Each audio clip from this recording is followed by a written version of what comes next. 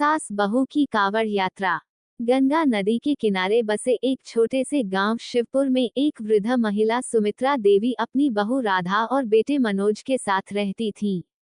सुमित्रा देवी धार्मिक प्रवृत्ति की थी और हर रोज सुबह उठकर भगवान शिव की आराधना करती। उनका सबसे बड़ा सपना था कि वे कांवड़ यात्रा करके गंगाजल लाएं और शिवलिंग पर चढ़ाएं। लेकिन उम्र के कारण उनका शरीर अब इतना सक्षम नहीं था कि वे इस कठिन यात्रा को पूरा कर सकें। मनोज अपने व्यापार में व्यस्त रहता था और गांव में आम धारणा थी कि महिलाएं कांवड़ यात्रा नहीं करती। इसलिए सुमित्रा देवी के लिए ये सपना ही रह गया था।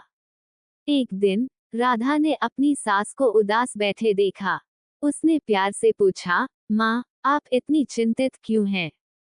सुमित्रा देवी ने गहरी सांस लेते हुए कहा, बेटी, मेरा जीवन अब अंतिम पड़ाव पर है।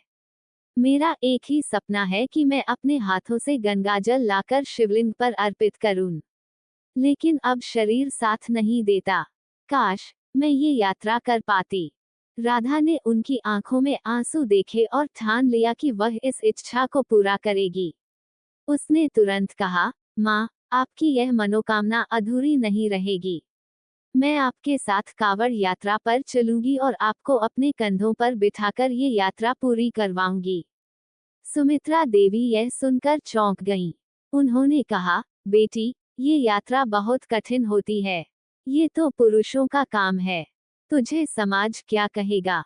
राधा ने मुस्कुराते हुए उत्तर दिया, भक्ति में पुरुष और स्त्री का भेद नहीं होता, माँ।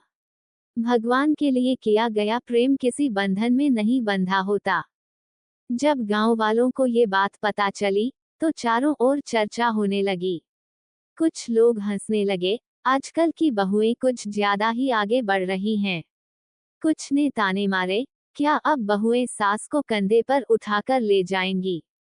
लेकिन राधा इन बातों से विचलित नहीं हुई। उसने पूरी श्रद्धा के साथ कांवड़ यात्रा की तैयारी शुरू कर दी। उसने एक हल्की और मजबूत पालकी तैयार करवाई, जिसमें सुमित्रा देवी बैठ सकती थीं। इस पालकी को कंधे पर उठाकर यात्रा करने का निश्चय किया गया। श्रावण मास के पवित्र अवसर पर जब कांवड़ यात्रा शुरू हुई, तो हजारों श्रद्धालु गंगा जल लेने के लिए निकले। राधा ने अपनी सास को पालकी में बिठाया और कंधे पर उठा लिया। बोल बम के जयकारे के साथ उनकी यात्रा शुरू हुई। पहले कुछ मील तक तो सब कुछ ठीक रहा, लेकिन धीरे धीरे यात्रा कठिन होने लगी। तेज धूप, कंधों पर भार और पैरों में पड़ते छाले, परंतु राधा का हौसला अडिग था। उसने हर कठिनाई को स्वीकार किया, क्योंकि उसके लिए ये केवल एक यात्रा नहीं, बल्कि भक्ति और सेवा का प्रतीक थी। रास्ते में कई कठिनाइयां आईं। गर्मी और थकान, दिन में धूप इतनी तेज थी कि शरीर झुलसने लगा, लेकिन राधा ने बिना रुके यात्रा जारी रखी। रास्ते की नदियां और जंगल, यात्रा के दौरान कई छोटी नदियां और जंगल आए। कहीं कीचड़ था, तो कहीं रास्ता संकरा था, लेकिन राधा बिना रुके बढ़ती रही। लोगों की आलोचनाएं, कई यात्रियों ने मजाक उड़ाया, क्या औरतें भी कांवड़ उठाने लगीं? लेकिन कुछ लोगों ने प्रशंसा भी की, ऐसा साहस पहले कभी नहीं देखा। शारीरिक कष्ट, लगातार चलने से राधा के पैरों में छाले पड़ गए थे। कंधों पर पड़ा भार असहनीय हो रहा था, लेकिन फिर भी उसने हार नहीं मानी। जैसे जैसे वे अपने गंतव्य के पास पहुंचे, राधा की हालत बेहद खराब हो गई थी। शरीर थककर चूर हो चुका था, लेकिन मनोबल अडिग था। अंततः वे शिव मंदिर पहुंचे। राधा ने कांपते हाथों से अपनी सास को उतारा और गंगाजल लेकर शिवलिंग पर चढ़ाया। उस पल सुमित्रा देवी की आंखों में आंसू आ गए। उन्होंने राधा को गले लगाते हुए कहा, बेटी, तेरा पुण्य तुझे हमेशा आशीर्वाद देगा। भगवान तुझे असीम खुशियां दें। उसी समय एक चमत्कार हुआ।